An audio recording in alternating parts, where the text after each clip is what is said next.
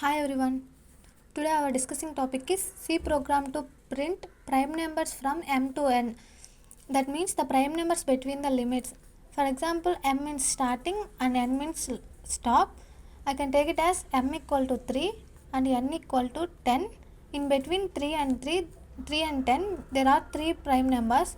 Those are 3, 5 and 7. First of all, what is prime number? A number that can be exactly divided by itself and 1. The prime number which only has two factors. For example, I can take it as 1. 1 is not a prime number. Why? Because 1 has only one factor. And next one is 2. 2 is a prime number. Why? Because 2 has the two factors. Those are 1 and itself. Next one is 3. 3 is also a prime number. Why? Because 3 has also two factors. 1 and itself 3. And 4. 4 has the factors are 1, 2, 4.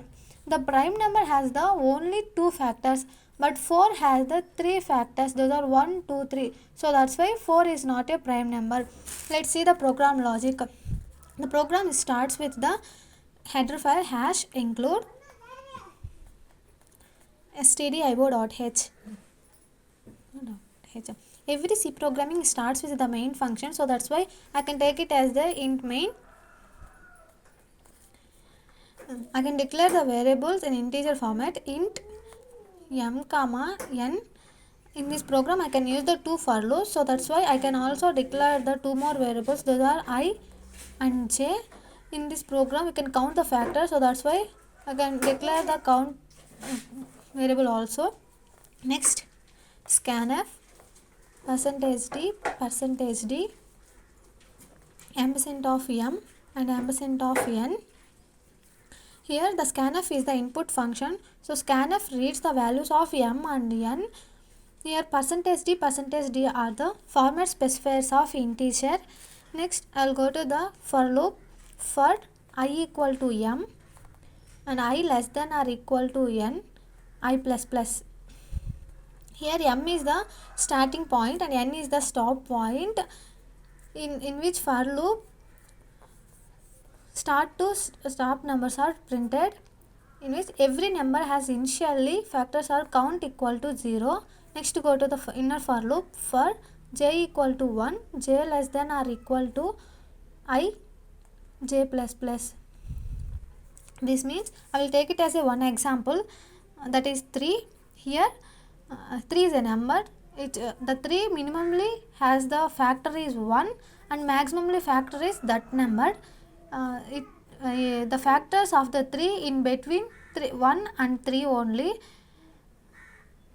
So that's why every number the initially has the factor is 1. So I can take it as j equal to 1, j less than or equal to I means the number. So the factors of the number is between the 1 and that number only. So I can use the j less than or equal to I, and here I can use the increment operation. Next I will go to the if block. If I percentage of j equal to 0. Here I is the number, j is a factor. For example, I will take it as a 3 and j I will take it as a 1. Here 3% of I 3% of 1 equal to 0. So here the condition is true, then goes to the count increment operation. Count plus plus. Every number has the count initially 0. If the condition is true, then go to the count increment operation. If the condition in inner for loop condition is false, then go to the outer for loop of the if block, that is if count equal to 2. Here the condition is true, then print of %d comma I, print the I value. Here I value is the prime number, then close the outer for loop, then return 0. Return 0 represents the return value. Why? Because I can use the return type is integer. Next close the program. Here I can use the one example. For example, I can take it as I equal to 3, I less than or equal to 5, in between 3. So initially 3 has a count equal to 0. Then go to the inner for loop. Here j equal to 1. So that's why 1 less than or equal to 3. The condition is true. Then go to the if block. If here I means 3 and j means 1. If 3% of 1 equal to 0. So the condition is true. It's the initially count has the 0. Then go to the count plus plus increment operation. So that's why count equal to 0 plus 1 equal to 1. Then next go to the increment operation, that is j plus plus. J plus plus means the j has 1. The initially next 1 plus 1 equal to 2. Here 2 j becomes 2. Then 2 less than or equal to 3. Here the condition is true. Then go to the if block. Then 3% of 2 equal to 0. Here the condition is false. Then go to the increment operation. Here 2 plus 1 equal to 3.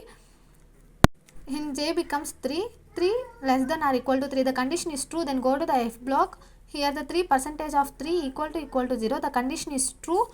Then go to the count increment operation. The count has 1. Then it will be incremented as 1 plus 1. Here 2.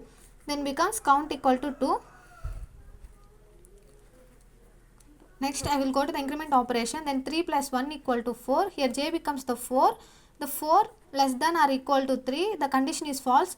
Here the inner for loop condition is false. Then go to the outer for loop if count equal to 2. This means the count equal here the count equal to 2. So that's why 2 equal to 2. The condition is true. Then print the I value. I value means the prime number. So that's why here 3 is a prime. It prints the 3 is a prime number. Here print the 3. Next I will go to the outer for loop I plus plus. Here I plus plus means 3 plus 1.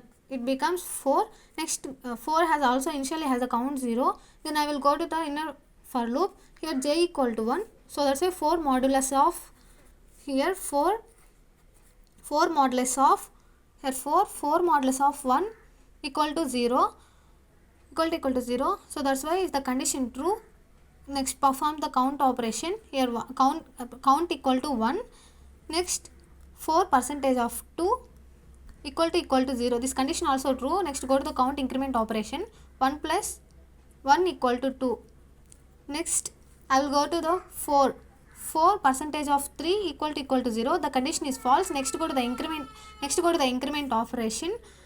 So that's why 4% of 4 equal to 0.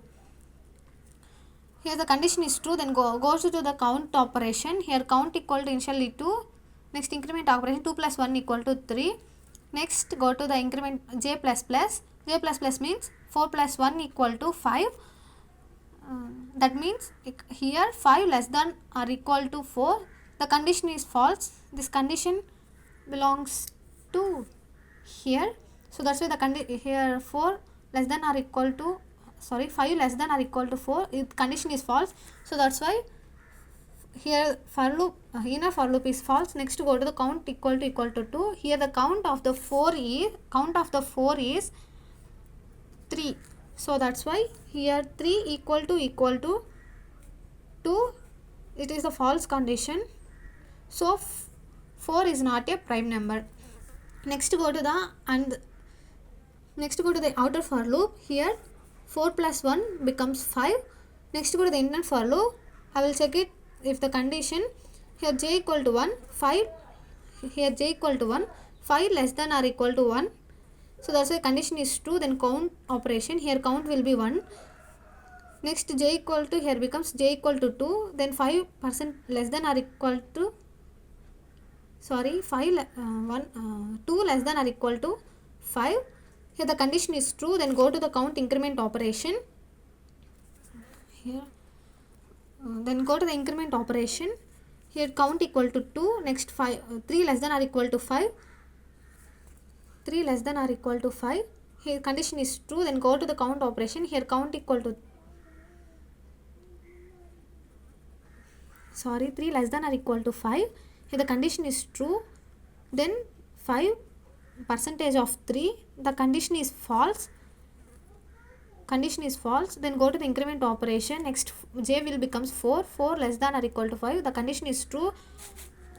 So the next 5% of 4, the condition is false. So the next go to the increment operation. Next 5% of 5 equal to 0. The condition is true. Count will be performed. The count will becomes the 2.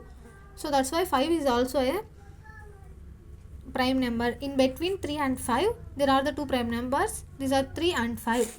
Here finally output will becomes as, the limits are m equal to 3, n equal to 5. The output will be also 3 and 5. Thank you.